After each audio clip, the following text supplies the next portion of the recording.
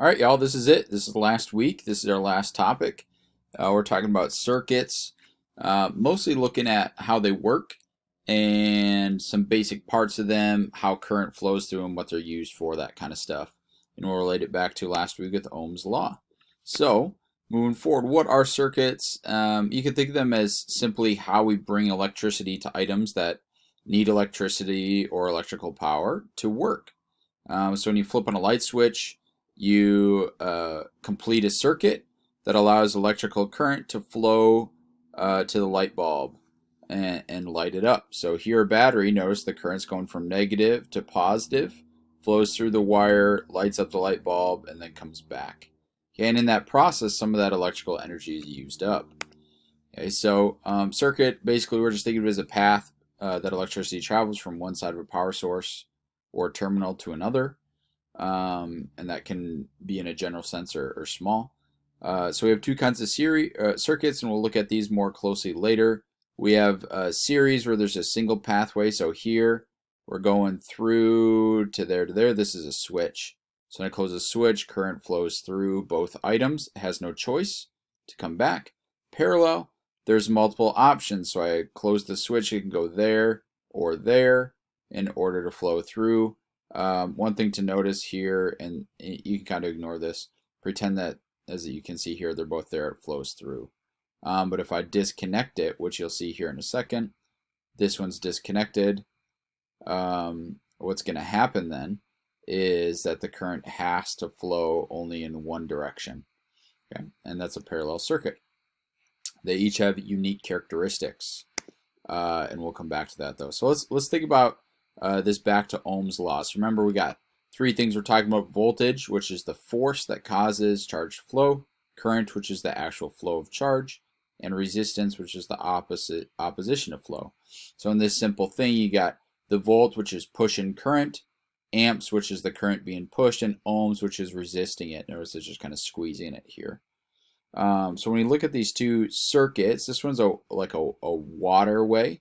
As the pump goes, or as the power source moves, the water current flows. It reaches this point of constriction and then flows out the other side if I open or close the valve that allows water to flow or not.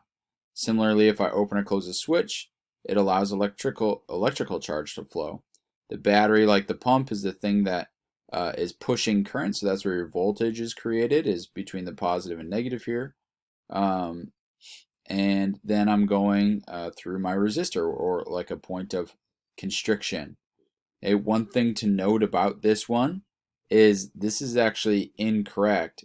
Current always goes from negative to positive. Okay, so this one, really make sure that you're aware that current in this always goes from negative to positive. Okay, so this is current. It is negative to positive. And that's the direction of current flow here. Because electrons are negatively charged, so they go from negative towards the positive. That's what they're drawn towards. So let's think about it again. So voltage is the force or energy used to do work. Notice that the battery here creates a voltage difference or force. Think of it like potential energy, right? So a ball at the top of the hill has energy that when it rolls down the hill, it is converted to kinetic energy. It's used to do some work, right? To move an object, or in this case, in a resistor, cause the light bulb to light up, or your Xbox to run, or your TV to light up, or do whatever. Okay. Current's the movement of electrons. Resistors are the objects that use energy.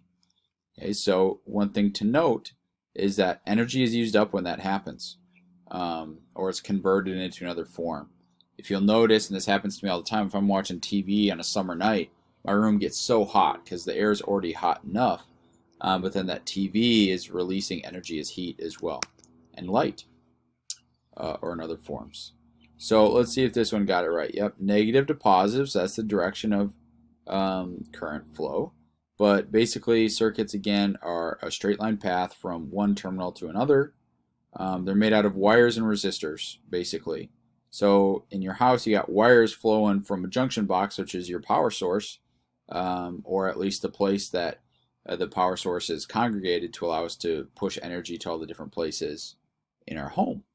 But that power is generated at a power plant, or if you're fortunate enough to have solar panels, it's transferred from light energy into electrical energy through a transformer. Very interesting how those things happen. It's very complicated though, so we won't get into it here. So one thing to note here is that resistors, when we're looking at the basic parts of a circuit, resistors, these resist current. This is what they look like. We usually draw them like a little squiggle. So here there's a resistor. Battery is the source of power. Notice the negative is your small side, the positive is the big side. So negative to positive, currents flowing this way and this one. Yeah.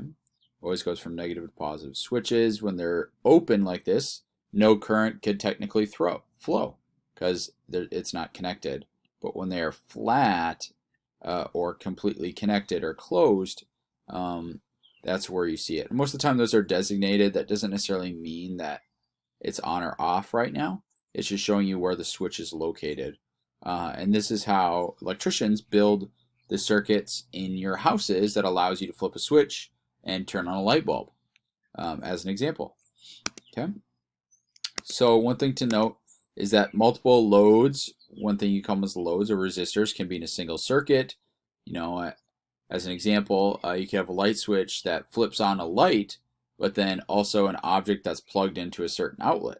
So there's two ways to do it, series or parallel circuits. If you look at them, you have your series and your parallel here. They're a little bit different, so let's look at those. So series, you have a single pathway for current to flow. These are actually the same exact circuit. One is just drawn with light bulbs, and one is drawn with general resistors. So remember, the negative is your small side, and positive is your big. So current flow is this direction, from negative to positive. Same thing here. Current is from negative to positive. Same direction.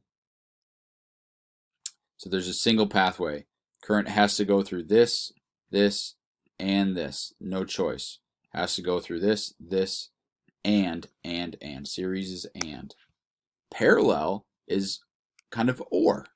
Okay, so here, current is going to flow here, right, from negative to positive. It's also going to flow here, and it's going to flow here. Okay, so current can flow through three different separate pathways. There's more than one pathway.